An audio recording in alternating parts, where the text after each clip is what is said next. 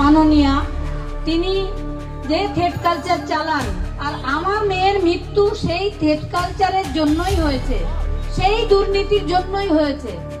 আমার মেয়ে যে দুর্নীতির পেন্ডুলামের একটা বাক্স খুলে দিয়ে গেছে, তার সেই দুর্নীতি আমি দমন করব।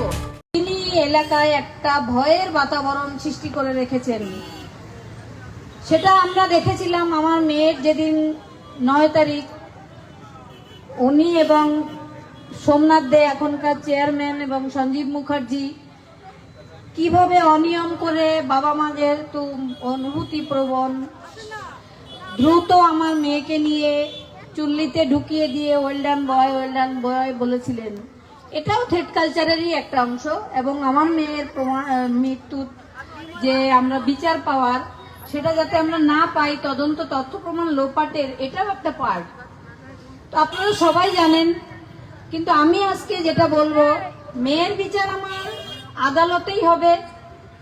আপনারা আমাকে ভোট দেবেন না, আপনারা নিজেদের দাবি তুলে ধরবেন। আমি জিতলে পানিহাটি জিতবে, পানিহাটি জিতবে মানে গোটা পশ্চিমবঙ্গ জিতবে। এই পশ্চিমবঙ্গকে উৎখাত করা, পশ্চিমবঙ্গের যে তৃণমূল মন্ত্রী আমাদের মাননীয়া, তিনি যে থ্রেড কালচার চালান, প্রত্যেকটা মেডিকেল কলেজে, শিক্ষা দপ্তরগুলোতে, স্বাস্থ্য দপ্তরগুলোতে সমস্ত থ্রেড কালচার চলে। আর আমার মেয়ের মৃত্যু সেই থ্রেড কালচারের জন্যই হয়েছে, সেই দুর্নীতির জন্যই হয়েছে। আমার মেয়ে যে দুর্নীতির পেন্ডুলামের একটা বাক্স খুলে দিয়ে গেছে, তার সেই দুর্নীতি আমি দমন করব।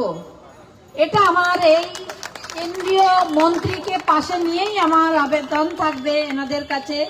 সেই দুর্নীতিতে কি আছে, কি এমন আছে যে একটা মেয়ে অন ডিউটি অবস্থায় তার প্রতিষ্ঠানেই খুন করা হলো?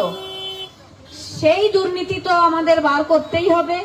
তারপরে রইল আমাদের পানিহাটির যে অব্যবস্থা। আমি এতটা জল দিয়ে হেঁটে এলাম, এখন কিন্তু বর্ষাকাল নয়, তবুও জল। তার মানে কোনো দিনও ওইখানকার জল বন্ধ হয় না, সব সময় রাস্তায় জল থাকে। মানে ওটাই পানিহাটি, জল দিয়ে হাঁটি আর কি আমরা। তো কেন এটা হবে? কেন ড্রেনেজ ব্যবস্থা ভালো থাকবে না? কেন এলাকা দুর্গন্ধময় হবে? এগুলো আপনারাই অভিযোগ করবেন। আমি সেই বার্তাটা নিয়ে বিধানসভায় যাব এবং পানিহাটিকে একটা রোল মডেল করব। এটাই আমার কিছু পাওয়ার নেই। আপনারা আমাকে সমর্থন করবেন। আমার দেওয়ার আছে অনেক কিছু আপনাদের দেওয়ার আছে, কিন্তু আমি আমার মেয়েকে হারিয়ে ঘরে আমার কিছুই পাওয়ার নেই, কারণ মেয়ে যা রেখে গেছে তা দিয়ে আমরা বেঁচে থাকতে পারবো।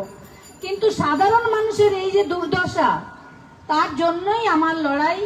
মেয়ের বিচার আদালত থেকে আমি পাবই, কিন্তু আপনারা যা দুর্দশাগ্রস্ত, আপনাদের কথাটা আমি যেন বিধানসভায় পৌঁছাতে পারি, তার জন্য আপনারা আমার হাতটা শক্ত করবেন আপনাদের ভালোবাসা দিয়ে। আপনাদের উপর আমি কৃতজ্ঞ থাকবো। তবে ভয় পাবেন না, একদম ভয়কে জয় করতে হবে আমাদের, তবেই আমাদের সফলতা আসবে।